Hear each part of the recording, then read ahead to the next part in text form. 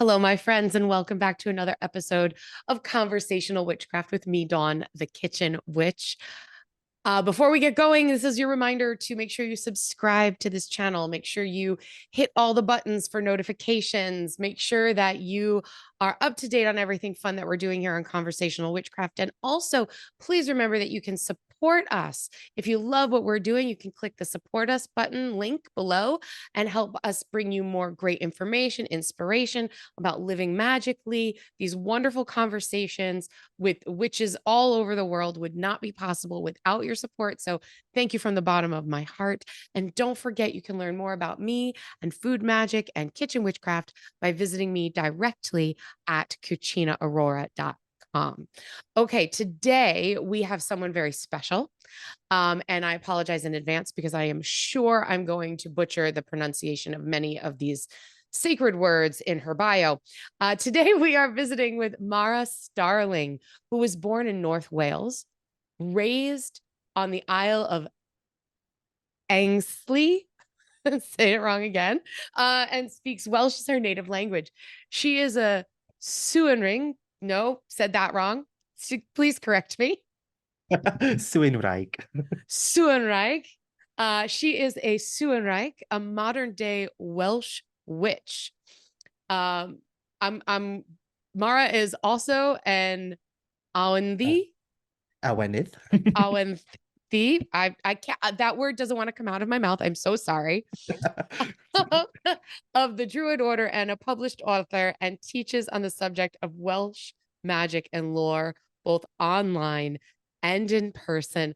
Mara, thank you for your patience with my terrible pronunciation, and thank you for being here. I am so grateful that you took some time to join us today.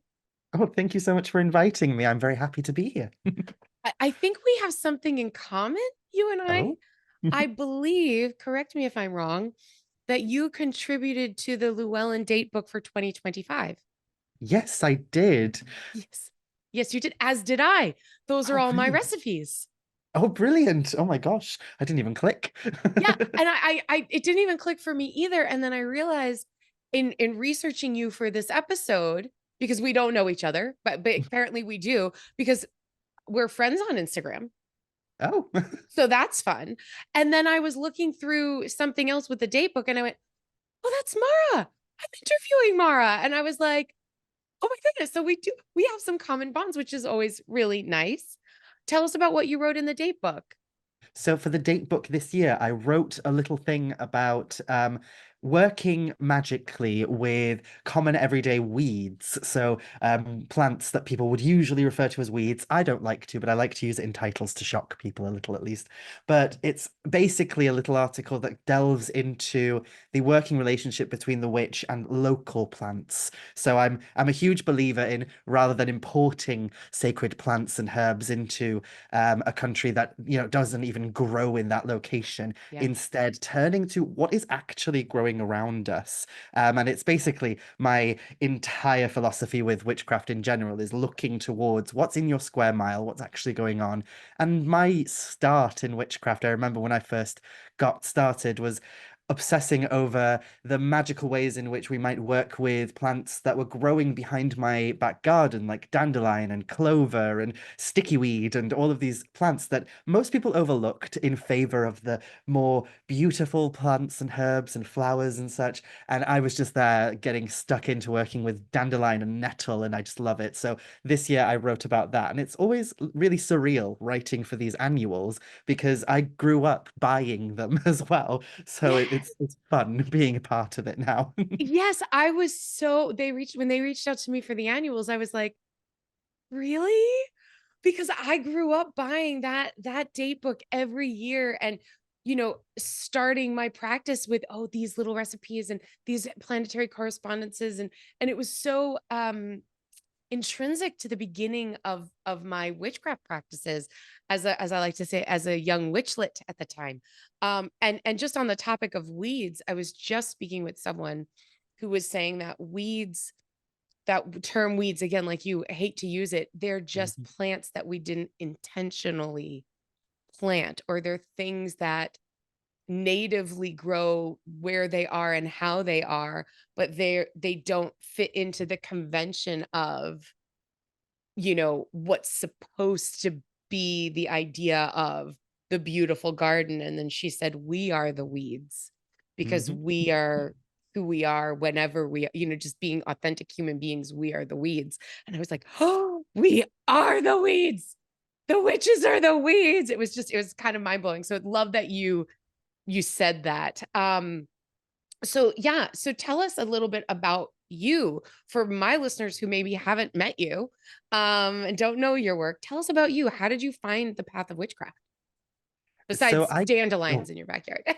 besides the dandelions. Well, I grew up on, as was mentioned in the bio, I grew up on the Isle of Anglesey, which is a island at the very tippy top of the north of Wales. And the island in and of itself is inherently magical. It's rooted in a lot of the native mythology and folklore of this island in general, this broader, greater island that we live on, which of course some might know as Britain. And it's located in Wales, which is a Celtic nation.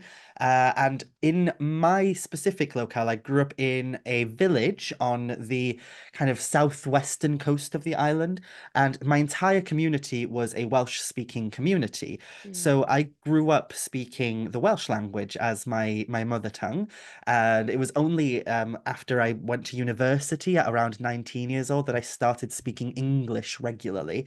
Before then, all of my schooling, everything like that was done via the medium of the Welsh language. And that was a huge privilege because there are a lot of aspects of our culture and our expression as people that just isn't rooted in anything except in texts that we find in the Welsh language and such. So there are a lot of aspects of our culture that a lot of people who aren't privileged enough to be able to speak the Welsh language didn't grow up with. And I did. So I'm very proud of that fact and also love to share as much of it as possible. And I've always been that way. That's the way that I was raised, with these interesting stories about our region and our language and our people. And I kind of fell in love with the magic of my landscape from when I was a child, reading stories about mermaids and fairies and giants and witches that were rooted in my backyard, basically. So my village in particular is called Aberfraw. And Aberfraw was at one point a very historically important location. So if you ever pick up a copy of, say, the Mabinogion, which is our collection of Welsh mythology and such, in some of the stories, Aberfraw, which nowadays is just this tiny rural seaside village, middle of nowhere, has one post office and that's it. Nothing else goes on there. But it has a beautiful beach, an absolutely beautiful beach. But because of its stance historically as being one of the chief seats where the princes and royals of native Wales once were born, it has a prevalent place in mythology. So we have so many stories that are rooted in that locale. And there was something about being able to see my home in these stories and such that gave me a sense of pride for them at a time when I didn't really feel like I fit into the community I had around me. I grew up, a bit of an odd child, as many of us probably did, and I was also queer and very openly so. And so there was a lot of times during my teenage years where I felt very angsty and like I didn't belong. And it was through these stories that I was like, oh, no, I do belong. Because, yes, we have stories of great farmers and great heroes and great people who fit into the mold of general society. But there are also plenty of stories about the weird witch on the edge of the woods as well. And I can be that. And through that, I got kind of obsessed with witchcraft and magic, and eventually found a book about witchcraft in a secondhand bookshop. Through that, I got obsessed even further and found out that one of my old school teachers was a witch, and she became a mentor to me. And through her, I met the Anglesey Druid Order, and it just kind of snowballed from there, where everything happened at once. And now my practice is very much a love letter to my landscape, my culture, my language, and these experiences that I've had throughout my entire life. Wow.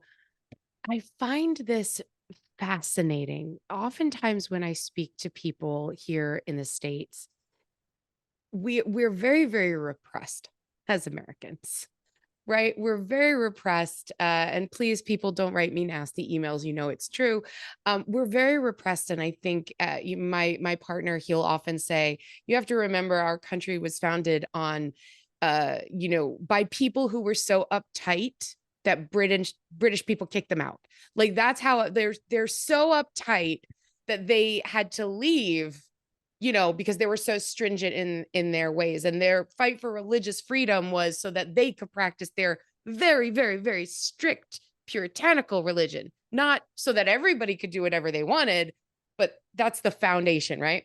So it's my understanding that in Britain particularly, there is so much more intrinsic magic in the land, and that's where the stories come from. There's no stories about great witches in America. Like, we have the Salem witch trials of all these wonderful women who were just killed because they were thought to be practicing witches, but they weren't, right? That's our witch story. That's our legacy. But you guys have so much more lore, and things are based, all the legends are based where you are. Do you think that allows you more room to grow in a witchcraft space, especially as a young person? I think so, definitely. There is a little bit of an epidemic over on this side of the pond currently of a lot of people will come to witchcraft, but they'll come to it in a very kind of, I hope I'm not going to be hated for saying this, but in an almost Americanized fashion. So it's something that I struggled with when I was growing up and coming into witchcraft because I started attending. Over here, we have these things called moots. I don't know if they happen everywhere, but moots are basically gatherings for pagans, witches, spiritual people to come together. They're usually in like a community hall or in a pub or something. Sometimes it's a speaker giving you a lecture about something interesting or a workshop, but other times it's just you sit around and you chat to people, you maybe play with your tarot cards, you just get to know people who are of various different paths.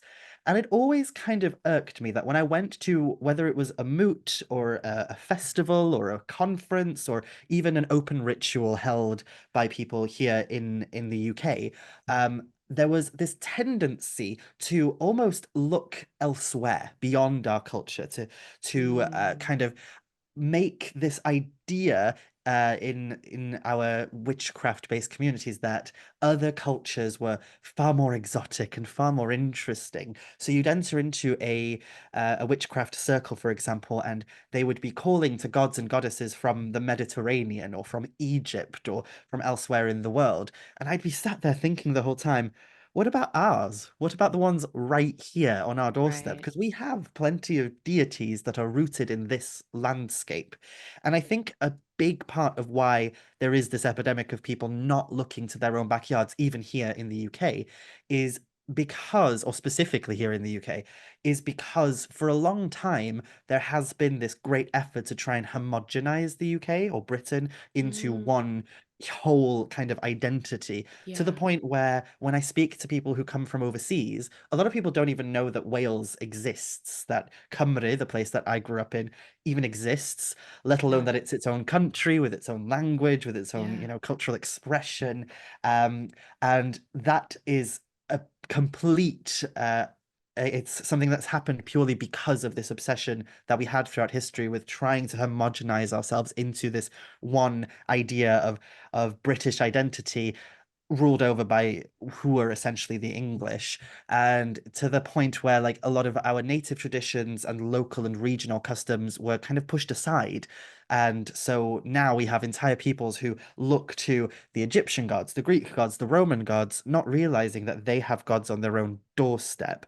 And I think that's something that I'm glad I learned very early on. And I learned that Mhm. because of my mentors, because of people I turned to, people like Christopher Hughes and my old mentor Julie, who was the teacher that I spoke about from my school, who I found out was a witch. When I became interested in gods and goddesses from across the sea, they turned to me and they asked me the question, like, "Oh, what about the ones here? Are you interested at all in them?" And that opened my eyes to the ideas that we have our own traditions, we have our own culture.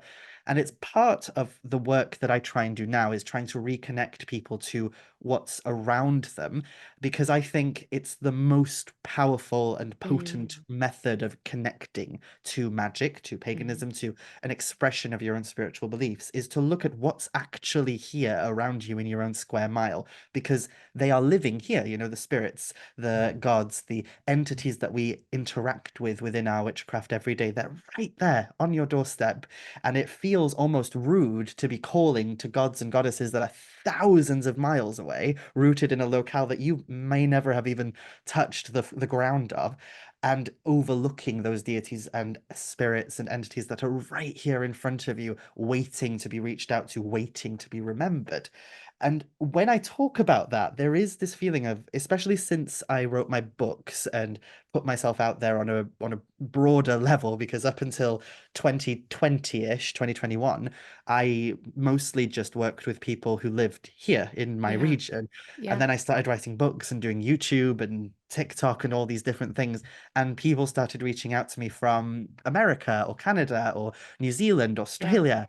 And it's such a different story for folks from these areas, because for me, my biggest tip for anyone when they come into witchcraft is get to know your square mile, get to know the folklore, the traditions, the magic, the spirits of what is around you. Yeah. And for somebody who lives on what is essentially stolen land, how do you do that in a respectful manner? Correct. How do you do Yeah. that in a way that isn't just, adding to the problem that already exists? So it's always a bit tricky, and I struggle, especially because, like you say, I grew up with this, and I was Yes. fortunate to grow up not just in this location, but within the culture as well. And not everyone has that. So how do It's people do it? it's such a good point. And as you're talking, I'm thinking about, where I live and my own spiritual practice. And I'm thinking about, all the witches I know that, are American or live here in America. And there are places where people are, if you think about the South and you think about, you know, um, New Orleans, and there's a lot of hoodoo and there's a lot of voodoo down there because that was brought with people. They brought their culture with them. Um, when they were enslaved, and those traditions have carried on, but that's not of the land, that's not of America land, and the spirits, the Native Americans know, like you said, I mean, we're living on their land, where it's stolen land. So I think a lot of us, and one of the things for me specifically that I was attracted to the path of witchcraft was I was born in a very Roman Catholic Italian family, I mean, Italian American family. And though that pantheon didn't work for me, and what I loved about the pagan path and the witchcraft path was that I could commune with spirits and gods and deities and fairies from everywhere in the world because it was about what was working for me and what energies I wanted to tap into. And at the same time, as I have grown in my witchcraft practice, especially I'm a kitchen witch, so especially with that part of what makes my practice work for me is seasonality and connection with nature. And I do that in my own square mile, as you put it, which I love. I do that through food, what's coming from the land, what Mother Earth is growing and giving, and what we're harvesting. And I use that in my practice as a kitchen witch within my home as to what we're eating. And I'm practicing with those things. But it is, as you're speaking of this, it is a struggle to go, what are the deities of my land? I couldn't tell you. I live in southern New Hampshire. I'm about an hour north of Boston, and I couldn't tell you what the deities of this particular land are. I can tell you that I've worked with fairy energy in my own yard, um, but and nature in particular, but deity, no idea. I think it's a real thing, and I think that's why we call on different culture, and not in an appropriative way, in a way that is what's going to work for me in my own personal practice, right? Like I've talked about it before. On my altar, I have a statue of Hecate and a statue of Ganesha, because sometimes I need my big mother to give me a kick in the ass. And sometimes I need Ganesha to help me figure out how to get over something, So it's for me, it's just what is the visual and spiritual representation of the energy that I need right now, right? Does that make sense? Absolutely, yes. So what do you think about that kind of disconnect? And I would think that it's a lot of Americans feel that way. Yeah, I think it's why we're seeing a rise at the minute in, the obsession people have with folk witchcraft and folk magic. And I think a lot of that is coming from this place of people questioning their identities. There's a lot of conversations in a lot of spaces nowadays, especially online, about cultural appropriation, about, whether what we're doing is harming communities and cultures that are minority in nature and such. And so a lot of people are turning to their local traditions, but also their ancestral traditions. And it's one big way that people reach out to me a lot because I talk about Wales, I talk about Cymru, I talk about Welsh and Brythonic Celtic specific practices and beliefs and myths and such. And I get people reaching out to me and they say, I live in Alabama and I have Welsh ancestry. So is it appropriate for me to come and partake in these traditions? And one big thing I always say is, I wouldn't write a book about it or put videos out there if it wasn't appropriate for you to do it, because otherwise there would be no use in me writing the book. Right. But I'm always kind of, there's a fine line as well between understanding that it probably is more beneficial for people who live, as I mentioned, on stolen land to turn to things like their ancestry. But at the same time, there is this romanticization then of the ancestral kind of landscapes that their ancestors once came from, because there are people in America who are maybe fourth, fifth, sixth generation, never ever left the United States. And so they maybe have never even interacted with Welsh culture. Perhaps, the Welsh ancestry that they found out about through their DNA tests and such is only maybe 14% from a great great grandparent, which they never met, they never interacted with. So to them, when they come to Wales as like this ancestral landscape, they see Wales and they think about it as like, oh, that's where my ancestors come from. But if they've never been here and never interacted with the culture, there can be this disconnect and this almost romanticization that leans sometimes into fetishization of the culture, Mm, which can be troublesome as well, especially sure. because there is some tendency to forget the fact that, Wales itself is already a minority culture as well. So, to like present your interest in it in a very kind of almost fetishized, romanticized way can come across as very rude and like not very appropriate because we are a culture that has long been suppressed. Our language was belittled and hated by the imperial forces above us to the Right. point where it was banned. We were banned from being able to speak it and such. So there are people over in Wales who definitely look over to people who want to connect to these things with a bit of caution because there is a tendency to speak over and talk about these things as if they're not, one thing that I struggle with a lot is the way in which a lot of people will talk about Welsh culture as if it's of the past, as if it's something that is only of the past, is this fantasy landscape. They do the same with like the word Celtic, as if Celtic culture and identity is only something that exists in the ancient past and not something that exists now. I live in a Celtic nation, speak a Celtic language, and my culture is a Celtic culture. So it's a modern culture just as much as any other culture is.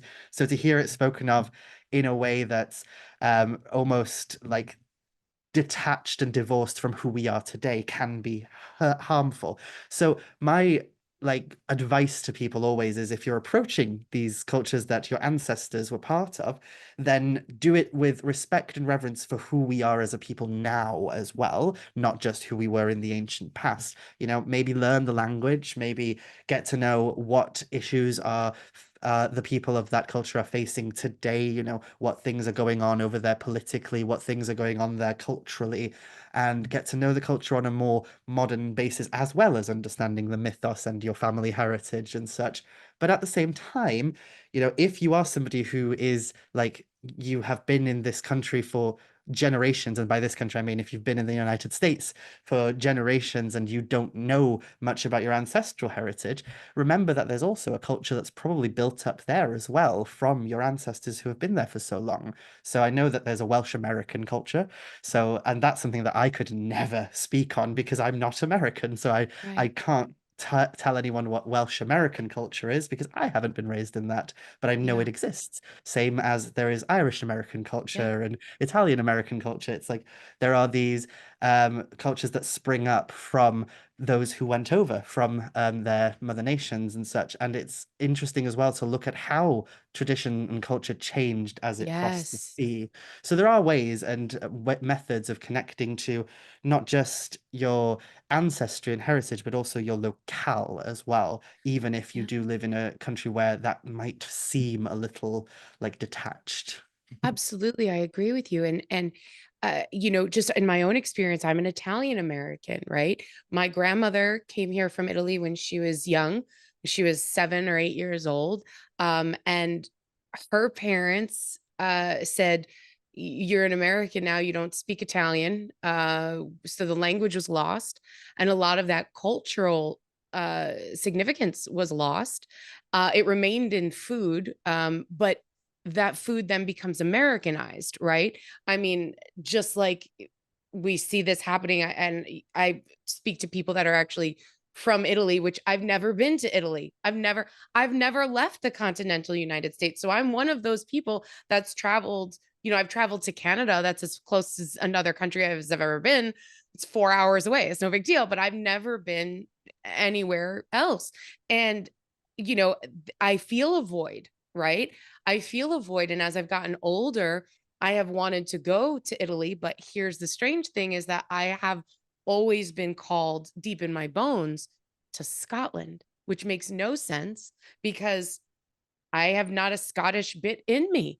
But ever since I was a kid, someplace I've always wanted to go. I've always felt drawn to. So what about that? Like, and I fully accept, am I fantasizing and fetishizing about a culture and a land that I've only read about or seen, movies or whatever? Or is there something more to that? So if somebody is saying, I feel drawn to such culture or such land or these gods for my own personal satisfaction and my own personal spiritual use, not to appropriate or tell somebody I'm better than or infringe upon someone else's culture. What do you say to that? So this is again another question that comes up a lot when I put out videos or books or something. It's this idea of, like I have an interest in Welsh mythology or folklore or whatever, and I don't have any ancestry. So is it still okay that Yeah. I have an interest? And I think that question can be summed up by talking about one particular topic that comes up a lot, which is quite controversial, but I'm going to say it anyway. And that is that so there is this misconception about what it means to be Celtic. And this is quite relevant to any of the Celtic nations. The term Celtic is an umbrella term that encompasses like various different cultures. There are some people who think it's just synonymous with the word Irish. It's not. Mm. Ireland is not the only Celtic nation. There are many of us.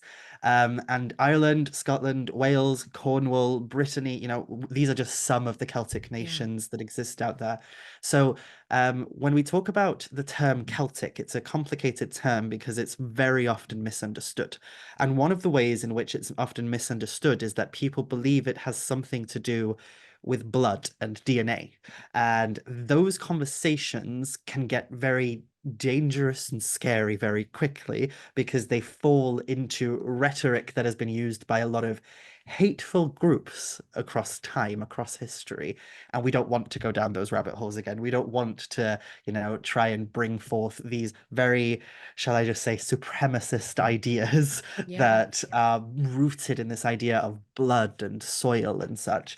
So when we talk about what it means to be Celtic, it's important that we distinguish that the term Celt has nothing to do with DNA and ancestry. It's a term that describes culture. It's a term that describes a cultural expression. So within most academic spheres today, people don't like to use the word Celtic to denote a race of people, but instead a cultural expression.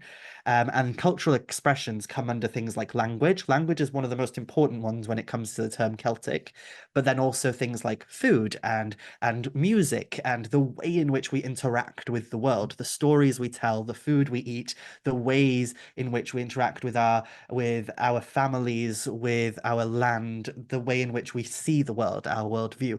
And culture is not something that can be transferred only by blood. If you were, born to two parents who happened to come from Scotland, and you were born and then instantly shipped off to Germany, and you never interacted with Scottish culture other than the fact that you were born there, and you just grew up in Germany, divorced away from your parents, divorced away from the land upon which you were born, just raised in Germany, then your life and your cultural expression 20, 30 years on as you grow up, you are German because you Mm-hmm. expressed your life through Germany. That doesn't take away the fact that your ancestry is still Scottish, but you don't really know Scottish culture because you didn't Sure. grow up in it, despite the fact you have Scottish blood, shall we say. So Correct. being Celtic has very little to do with your blood and more to do with how you have lived your life. And this is something that I think is completely misunderstood in the world today. There is this obsession with, well, my ancestry DNA thing online, I sent my DNA off and it said I'm 12% Scottish, therefore I'm Scottish, right? And it's like, no, you're Scottish if you've lived in Scotland and you've interacted with Scottish culture. And there are plenty of people here in Wales, for example, who are very much Welsh who were not born here. So Mm-hmm. I always use the example, and I hope she doesn't mind. I don't think she ever listens to any interviews I do or anything anyway. But one of my best friends in school when I was younger, she was born in England. She was born in a place not far from Wales, but still far enough that the culture was completely different. And she Yeah. didn't, she wasn't raised speaking the Welsh language. But she moved to Wales at 7 years old. And at that point, she moved to a Welsh speaking community. She learnt the Welsh language. She immersed herself in Welsh culture. And if anybody were to ask me if I was in any doubt whether she was Welsh, I would never ever say that I had any doubt. She is Welsh. She is just as Welsh as I am. She speaks the language. She has immersed herself in the culture. She is Welsh now. No matter what anyone else says, she is Welsh. Mm-hmm. And that is the most important part for me is if you want to connect to a culture, then the culture word is the most important. It's not about whether you were born there, whether you have ancestry there. It's about how you interact with the culture. And there are numerous ways that you can interact with culture without even stepping foot in the location, even though that's probably the best way to interact with the culture is to move there, to go there, to visit there. But you can also interact with the culture by learning the language, by learning about the traditional foods that they eat, by learning about like I was saying, the political landscape, the things that are going on, the issues that the people there face, the things Mm-hmm. that they're passionate about, the things that are changing there, the way in which they see the world.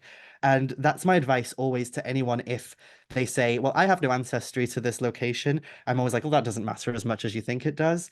But also, if you want to interact with the magic of this location, then just get to know the location as well. Like, just don't see it as this fantasy land, but instead see it as a real place rooted in the modern day world.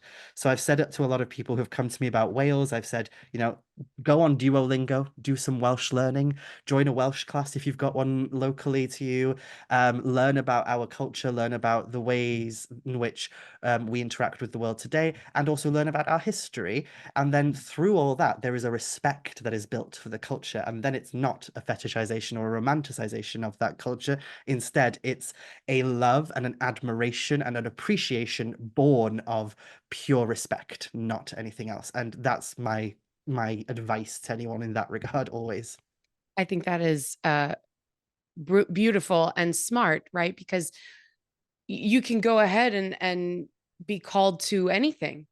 Spirit is what spirit is, and it wants what, if you're called to a specific culture that you are not of, the way to make sure that you are not appropriating or you're not being inappropriate or you're not being disrespectful is to learn everything that you can learn about the people, the culture, the place, and then from there go on with, okay, now I can dive deeper into whatever that spiritual side of it is. But you can't just be like, oh, I went there on vacation once and, now this is the kind of practice that I have.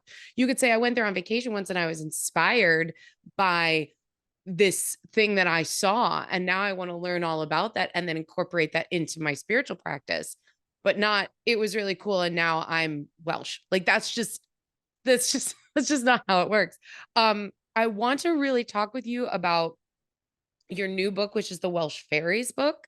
And because this episode is airing around the holidays about winter, I want to get into a little bit of those fairy lore traditions and Welsh traditions around the holidays. So let's take a quick break. Let's hear from our sponsors. And when we come back with Mhara Starling, we're going to talk about fairies and Yule and winter and all that stuff. We'll be right back. We are back with the incredible, knowledgeable Mhara Starling. I'm just so fascinated by your perspective. It's very different from everyone that I speak to, and is very refreshing to hear someone talk about their own spirituality and their own land and their own heritage with such love and reverence. So I want to first thank you for that. So you have this new book out, Welsh Fairies, Oh, right? yes. So now talk to us about why you decided to write a book about fairies. Well, at its core, that is where my spiritual practice really started for me, was with fairies. Um, as I mentioned right at the beginning when we were talking about how I got into all this, it was through the stories that were rooted in the landscape. And to me, when I was looking at these stories, the ones that intrigued me and inspired me the most were stories that were usually rooted in fairy traditions, the fairy faith of Wales. And it's something that has been a huge part of our culture for a very, very long time. So we have a belief in Wales which extends as far back as written history can attest. In our oldest, earliest written sources, we have evidence of a belief in what we might refer to nowadays as fairies. And that probably means that it was there long before the written word was ever a part of our culture.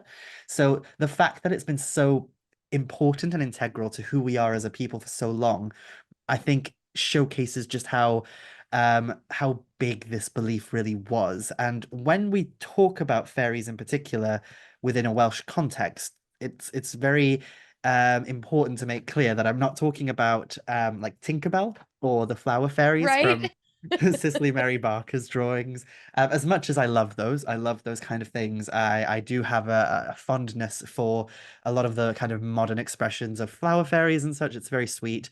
But at the same time, in traditional Welsh lore, fairies are a bit different. And Mm, the primary way to define fairies, for ease and comfort, if you want to know more, you'll have to read the book. But for ease and yes. comfort for this evening, the easiest way to define them is that they are usually visitors from an other world. So, kind of core to the belief surrounding fairies was also this belief in the other world. And the other world within Wales was called Anofon. Anofon translates to mean the very deep, the very depths. Mm, And there's many ways that we can like interpret that, because if we look at the mythological sources, if we look at our stories, our prose tales that were preserved in the medieval period and such, we can look at the way in which Anofon, this other world, was expressed in these stories. And in those stories, it is often a place which is literally located in the deep. So you get there by crossing the sea, the deep, or you get there by going too far deep into a cave, or you go under the earth somehow, and it's described as this subterranean location, which is deep underneath our own earth. So that's one way of perceiving the other world, is that it is a literal otherworldly location located in the deep. But there's also another way to look at it, and that's on a more metaphorical level, because part and package of our culture were the bards, and the ancient bards were a hugely important part of who we are as a nation, who we are as a culture. The bards were essentially poets and singers. They were people who basically expressed their culture via the arts. And when we think of poets today, we tend to think of, sappy, angsty teenagers in their bedroom writing poetry. with, hair that really needs to be cut, and they're very alone and very lonely. But the bards and poets of ancient Wales were really important. They were put on a pedestal. They had the ear of royalty, and they were essentially the RuPaul Drag Race of the past. So they would enter into competitions where they would compete for the patronage of their kings. And these competitions, oh, they were fierce. They were feisty and catty and bitchy, and I love them because we have some of the poems that they used during these competitions in the written record. And one of my favorites, the poem starts, the bard walks on stage and he raises his hands and he says, "The bard, here he is, finally. You've already heard all of these other people sing, but I'm better than them. And anything that they might write poetry about, I've already done it 10 times better." And I just love that there's this sass behind that tradition. Yes. It's one of the reasons I'm like, we should all be sassy in order to honor our ancestors, the Yes. bard. Yes. Love it. Love it. Love And it. the bards, they gained their poetic inspiration from this force called Awen. Awen is a very complicated thing, and I wouldn't be able to basically run it down in any short way now. I'd probably take an hour. I do have a YouTube video about it if anyone wants to learn more about it. But Awen, to try and very briefly explain it, it is this force of divine inspiration, and in Mm, the old poems it is described as being this magical energy which is forged by divine hands in the otherworld. It is mm, in the otherworld, it is woven by divine hands, and then it is pushed out into the world. And because the otherworld and our world is deeply connected to one another, it then flows from the otherworld into our world, sometimes directed by the cauldron of a witch, but other times just flowing in like a river or like a gentle breeze. It flows in, we breathe it in, and as we breathe it in, it takes form within us. And via this kind of symbiotic relationship between this divine, mystical, otherworldly force and our humanity, we then birth something that is profound, prophetic, and has the ability to change the world. So for the bards, that came out in the form of prophecy. They usually prophesized about the future of our nation, our culture, or they would create poetry that would sway and move entire culture. So our culture is inherently wow. bardic in its nature, and the force that the bards used in order to move and sway nature came from this other world. And they would connect to the other world by going into deep trance-like states, by meditating, by singing perpetual choirs and such. And so essentially, they went inward, they went into a trance, they went into a state of being that was very much meditative in its nature. And they dug into the very depths of themselves in order to bring forth the Awen from the other world. So, in that context, we could also look at the other world metaphorically as being located within the depths of Of our us. own souls. Yes, of our own being and our Wow. own reality as well. So it's the deepening of our reality Wow. and also the deepening of ourselves, but it can also sometimes be a physical location. And according to our myths, there were a race of people who lived in this location called a Tylwyth Teg, the fair folk. In English, we'd call them fairies, but in our native tongue, we'd call them a Tylwyth Teg, the fair family or the fair folk. And these people were not too dissimilar to us. They look just like us. Sometimes they have certain qualities that don't match with us. That makes you kind of go, oh, that's uncanny valley. That's something odd. That's not quite human. Something's wrong with Mm-hmm. that one. Mm-hmm. And it makes you go, you know what? This one must be a fairy. But other than that, they usually look just like us, except they had very magical abilities. So some of them were said to be able to move around invisibly. Some were said to be able to ride upon the winds, and some were said to be able to hear all things said on the winds. And they're not always very nice, despite the fact we call them the fair folk. Sometimes they can cause a lot of misery and havoc and chaos in our Mm-hmm. lives. Mm-hmm. And there is a belief that that's why we call them the fair folk, not because they actually are fair, but because we don't want to offend them, Mm. essentially. Yeah. So yeah, it's a tradition that we see in other parts of the world. So in classical Greek mythology, they often call the Furies the Eumenides, which translates to the kindly ones, because if they heard you speak ill of them, they might drag you to Yep. the depths of Tartarus and have all sorts of hideous things happen to you. Similarly, that's what's going on with the Tullyth Teg. We call them the fair folk, the fair family, in hopes that they don't get offended by us and Right? that they treat us well. So these entities are essentially visitors from this other world. We also have these liminal entities in between our world and the other world, which are usually what we might describe in modern terms as like goblins and ghouls and phantoms as well. The Welsh words are like ellyll and coblynau and pwca and such. So we have a lot of these like creatures as well that also exist. So it comprises this tradition of belief in these otherworldly entities who we might interact with on a day-to-day basis, and it's a huge part of our culture. And so writing the book, it was kind of like an homage to that part of the culture, trying to Yeah. make that a bit clearer to people, like what is the fairy tradition in Wales? How does it represent itself? Who are these fairy characters? Because some of our gods and goddesses are fairies, like Rhiannon, who is very popular worldwide. Rhiannon is a fairy woman who marries a mortal man. There's also Gwyn ap Nudd, who is a king of fairy. So the fairy tradition and polytheistic pagan practice also seem to co-align with one another nowadays. So I thought the book was very important in order to showcase that aspect of our history, also to help unmuddy the waters for people who want to look into this. But also it was for me. It was for the little kid in me who loved these stories growing up and just wanted to dig deep into research to get to know these stories even deeper than I already did.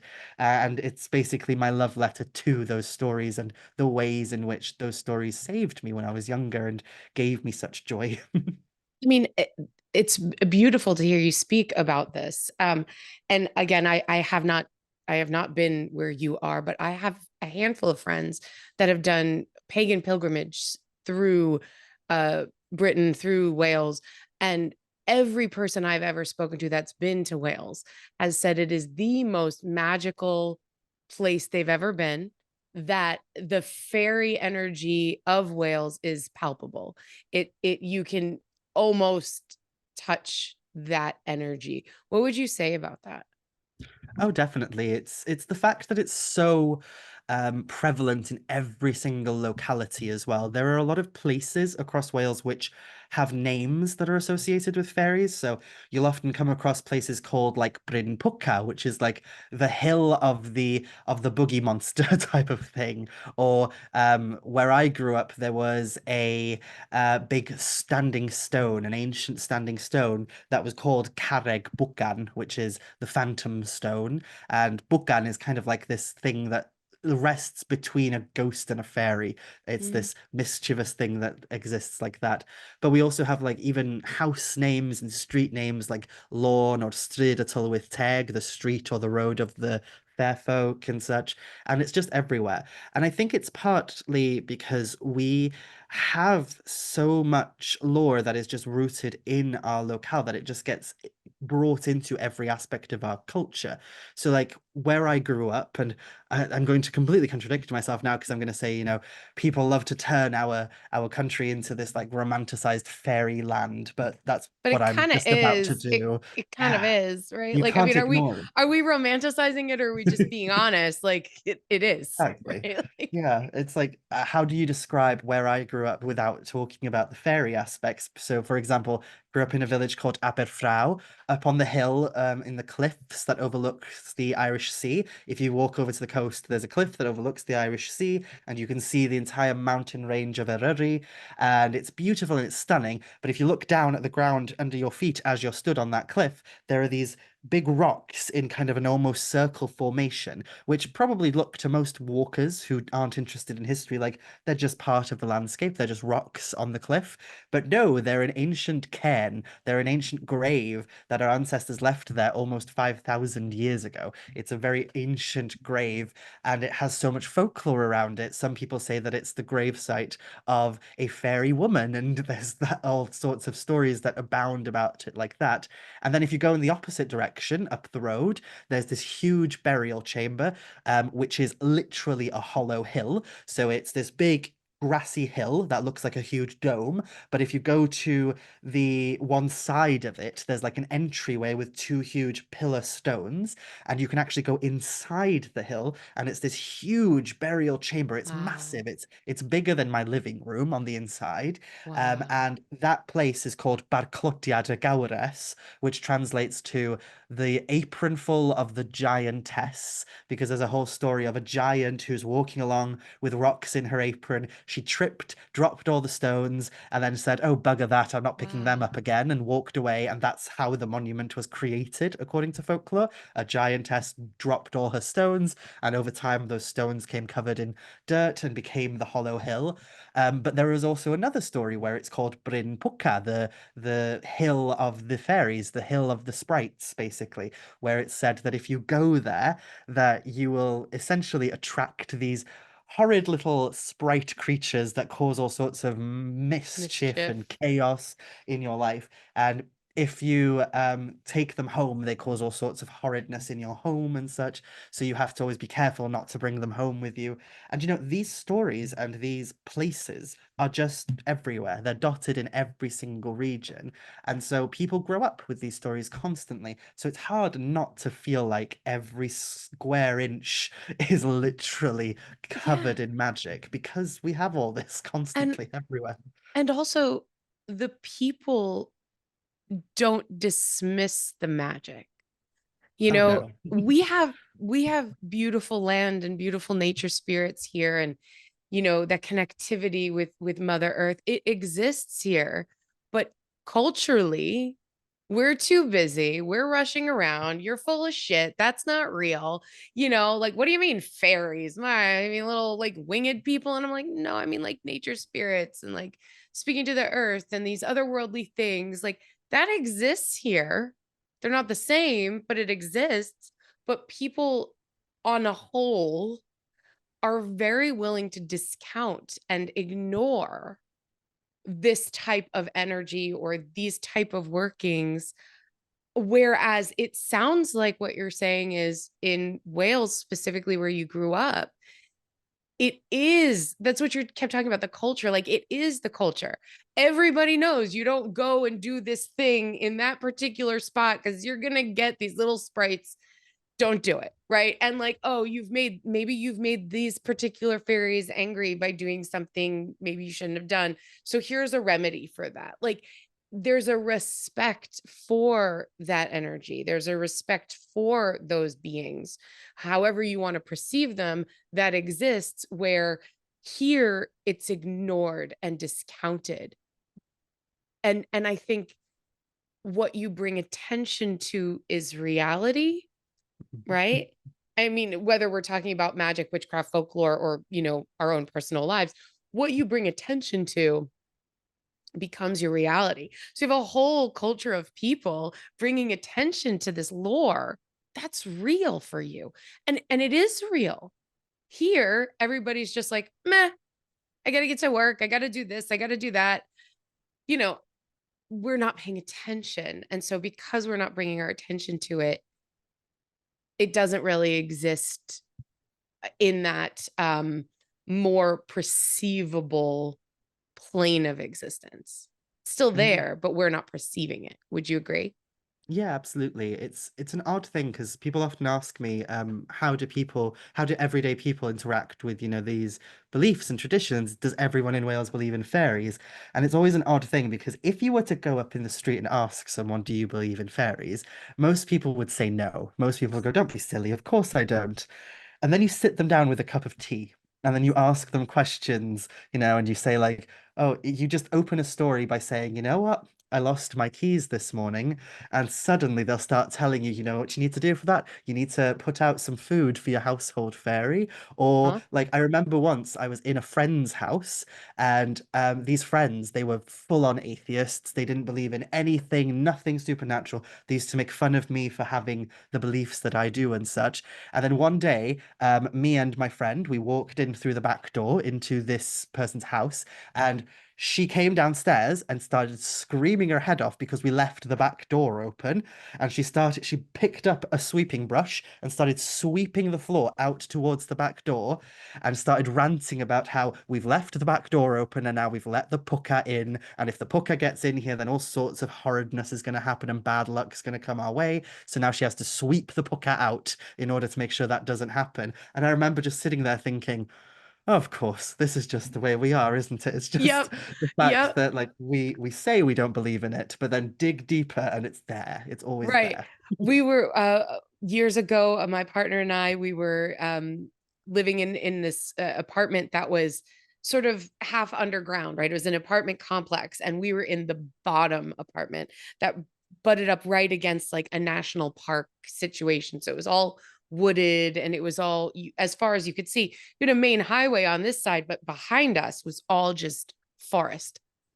And we had a lot of fairy activity in our apartment, right? A lot of fairy activity in our apartment. And I kept trying to just be like, hey, you guys just don't cause any mischief, that kind of situation.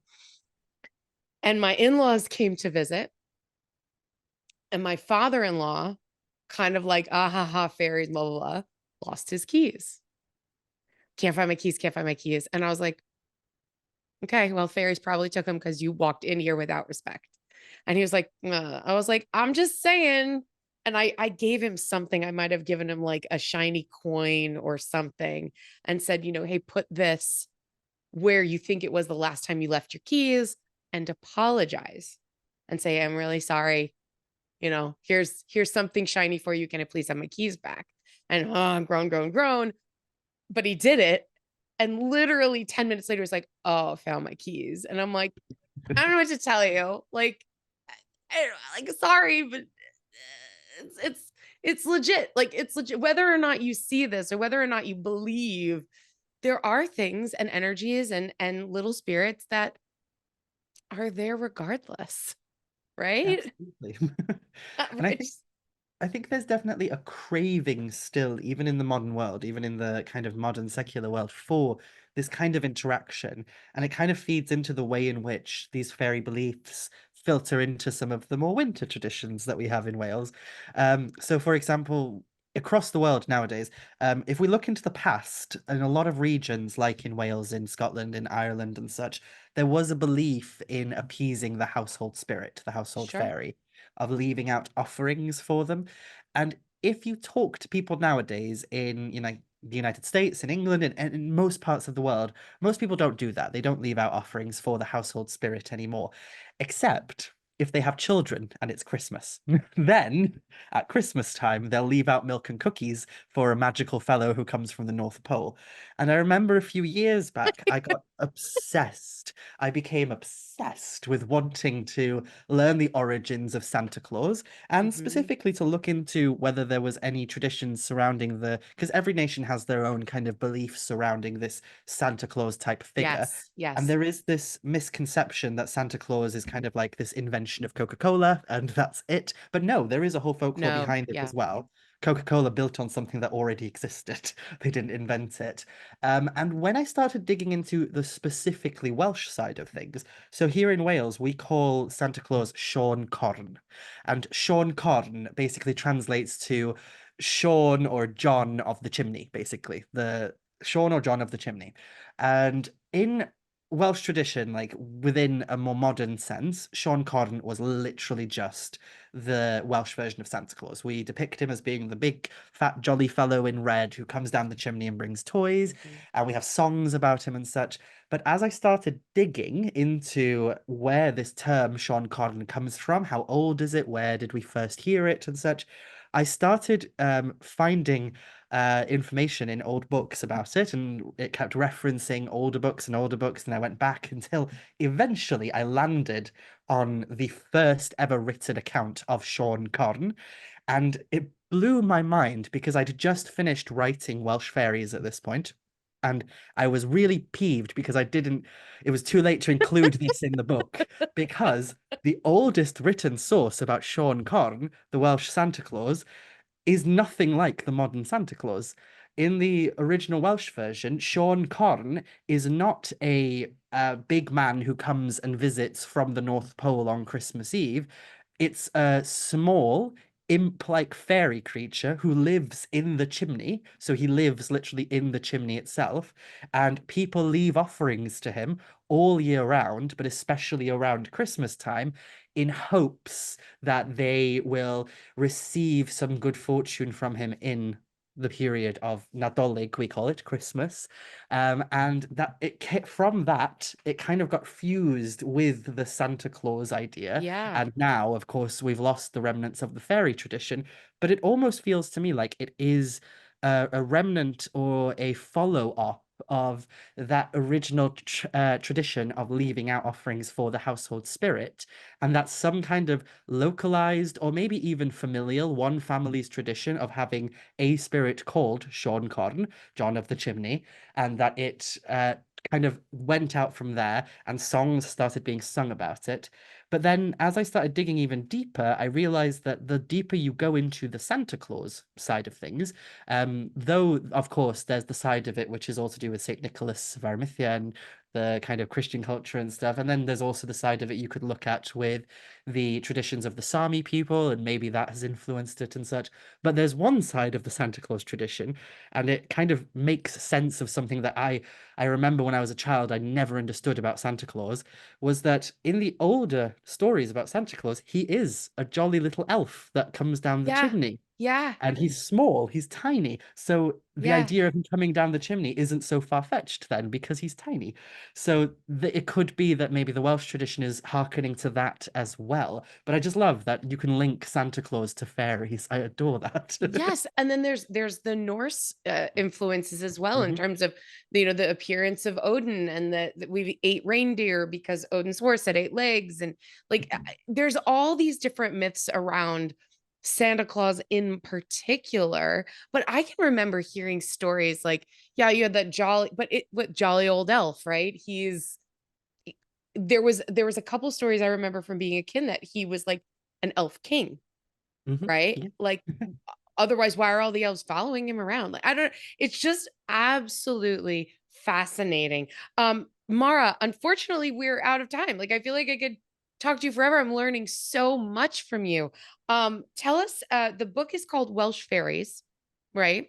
Mhm, And it is available now at the time of this yes. recording, Yes, right? it's definitely available now. It's only just come out. And yeah, I'm really excited for people to read it because it's something that I've been working on for a couple of years, and probably all my life, to be honest. If we're being honest, it's an accumulation of my love for Welsh culture. And it delves into, so one thing I always try and make clear to people when I talk about the book is it's not a collection of stories. It's not just, a bunch of stories about fairies. There are plenty of books that do that. There is some of that. There are a few stories here and there, but for the most part, it is a guide to understanding the tradition and the belief surrounding fairies within a specifically Welsh context.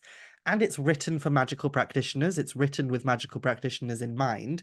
So there are exercises and rituals and all sorts of different things that you can do throughout it as well. And it links the way in which magical practitioners have always kind of been in some form of compact with fairies within a specifically Welsh and Celtic lens. So if you have an interest in that, definitely seek it out, and it should be available wherever books are sold. Wherever books are sold. So make sure that you support your local bookstores. This is published through Llewellyn Worldwide, which is here in the States. So anywhere you could buy Llewellyn books here in the States or online, that is where you should go get it and support your local bookstores. Mara, where can we find you online? Oh gosh, I'm like a rash. If you've rubbed up against me once, you'll find me everywhere. So if you just search Mhara Starling, I pretty much pop up everywhere. I'm on Instagram, TikTok, Threads, OnlyFans? No, not yet, not yet. Maybe one day, who knows? But yeah, you can pretty much find me everywhere. YouTube is another place, and yeah, I love to run around teaching people about Welsh magic and lore. So if that's something that interests you, then come find me on those places. I also have a Patreon, I have a podcast.